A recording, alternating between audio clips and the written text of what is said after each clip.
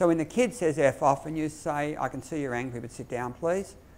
And he says, you don't understand, you say, I do, sit down, please. It's nonsense, you don't understand, sit down, please. And you know you're going to do that, not for that probably, but more like, look, you're speaking and people, watch this, excuse me, I don't know your name, got a brown jacket, yeah, we do. Dale, look, you're reading and it's distracting a few people around you, can you put that stuff down, please? And you'll say, I'm reading something really interesting and it's relevant, and I'll say, I understand, but put it down. And then you'll say, no, you don't understand. I think this is much more interesting than what you're doing. And I will say, look, you've got a choice. You either put it down or you're out. And I'm ready with this dialogue, right or wrong. I've practiced it, I'm ready. And I might say, look, you're a great guy and I'm pleased you're here, but if you do that, you're out. Because it's distracting. And I can do all of that, and then instead of him reading being a scary thing for me, I'm just waiting for the opportunity. I'm ready. So if I'm lecturing at uni and someone wants to read a paper, if they do, I don't find that terribly threatening. I can either ignore it and let people deal with it because I'm comfortable with that. I don't feel like a failure. Or I could say, look, I think looking at people around you that the reading's distracting them. It's fine to read, but you have to take it outside. Other lecturers will blow their top because you're in level 1. Because they don't know what to say to a kid like that. Now that's the same with us. When people do things that you have not experienced before or you feel underprepared for, it is easy to turn to level 1. In China, they're yelling at kids who are looking out the window. At Ivanhoe Girls' Grammar that time, the girl who said no was a threat. So I'm going to try and reduce all threats and give you some techniques to look at. I'll do that. We'll start now, and we'll stop at 11. We'll start now with the technique-y stuff, but I want you to know where I think I'm coming from. I'm coming from a theoretical position which says, if I can reduce the threat, you are more likely to stay professional, client-centred, productive. And that's how you're going to have to explain to your staff as well, in a way. Yeah? I understand how this works for teachers, but isn't this the same as students? Do they have that concern of self-level? Yeah. Yeah, probably do. I'm just thinking, that's a good question. The question was, does this apply to students? And I'm thinking of a D student.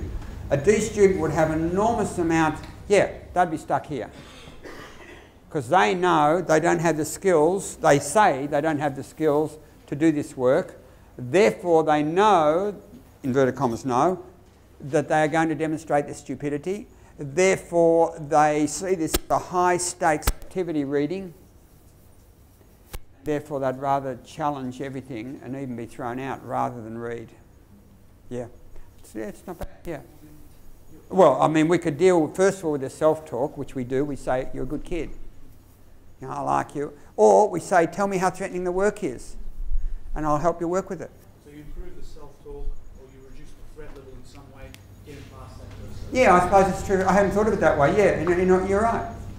You look at the self-talk and you try and reduce the perceived threat so that they can move on to the skills development stuff. Yeah, you're probably right. I haven't even thought of it applying it to kids, to tell the truth. It's a nice line. Because it fits with the Ds, that's for sure. Okay. So let's see where we're going to go with this. Let's see if we've got any more revision. Yeah, we've been there. So we're going to start with punishment, hopefully within a relationship, and reward. But before we do that, we'll go back over and I'll show you what some people have done about rights and responsibilities. That's really what we did last week as well. So let's go to, just for the record, I thought I'd put that up too, even though I haven't done much with that yet. I think the coping strategies are actually related to the self-talk, and I'd have to play with that. I don't know how you do yet, but what I showed you last time with if you are, that's what someone said about the teacher being embedded in a social context before, that they need support. This is absolutely true. Anyone who's trying to problem solve will do better with support. Anyone, practically. So if you're building a house, do your redesign, then send it to 6 people and have them come for a dinner and talk about it. You'll get a better kitchen. Whatever it is, it doesn't really matter what it is in a way.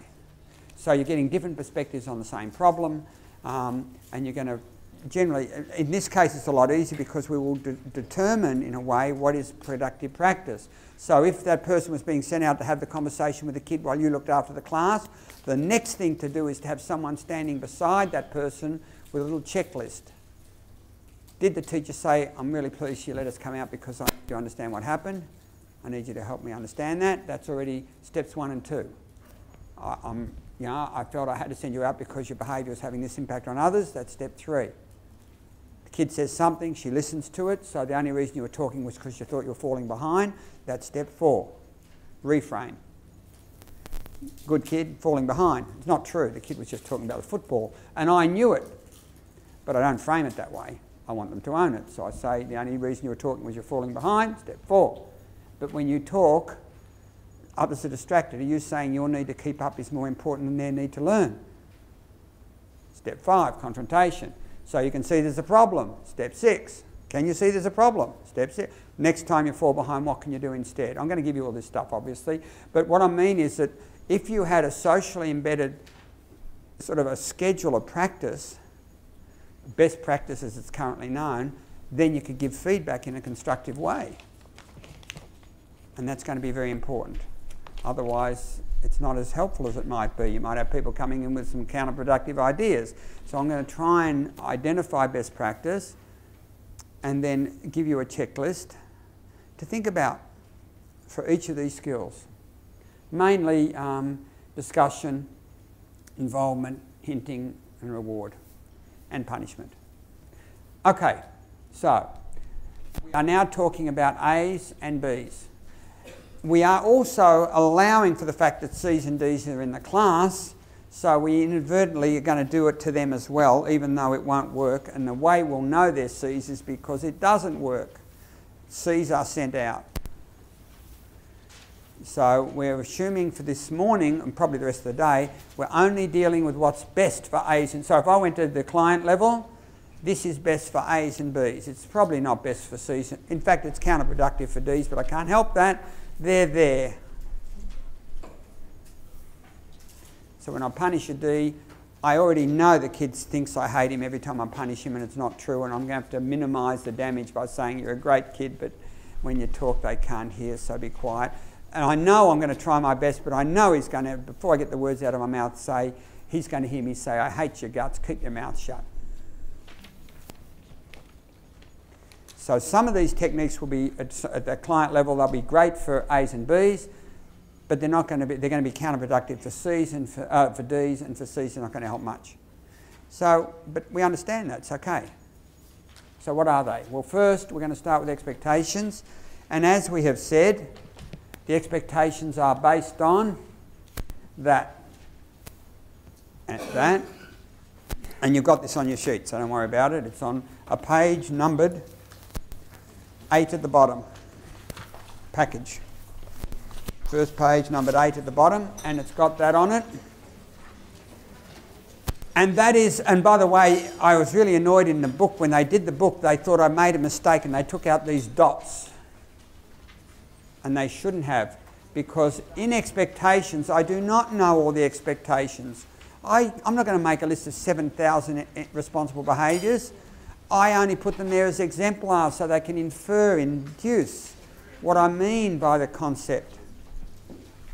So, you know, you could have one of them, you could have none of them. It wouldn't make any difference to my thinking.